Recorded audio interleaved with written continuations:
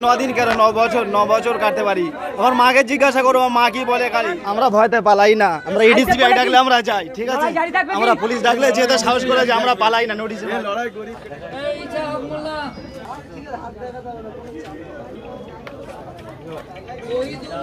কি বলবেন ভোটের পরে গ্রেফতার কি জানাবেন? কি বলবো ভাই, এটা কি বলবেন? আরাবুলকে কাঁদতে দেখছি, আপনাকে হাসতে দেখছি, কি বলবেন একটু জানান। আমরা ভয়তে পালাই না, আমরা এডিসিপি ডাকলে আমরা যাই, ঠিক আছে। আমরা পুলিশ ডাকলে যেতে সাহস করে যে আমরা পালাই না, নোটিশ লড়াই করি। আরাবুল্লাহ কি বলবেন? ভাঙড়বাসীর জন্য কি বার্তা দেবেন?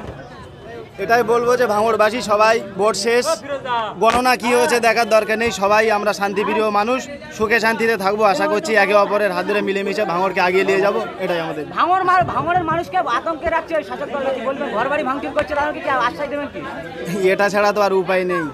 যদি আমার টিম যদি জেতে খেলায়, তাহলে অন্য টিমের প্লেয়ার ভাড়া করে নিতে প্রয়োজন হয়, সেটাই মানুষ চিন্তা করুক। যদি যার টিম জিতে থাকে, শাসক দল এটা বলতে আর সময়ের অপেক্ষা, খালি ভয় পাচ্ছে কি সামনে। লড়াই জারি থাকবে, ইনশাআল্লাহ লড়াই চলবে।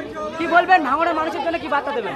সবাই ভালো থাকুক, সুস্থ থাকুক, আশা করছি দোয়া করুক, আমরাও যাতে 9 দিনের জেলে বাজার, কি বলবেন?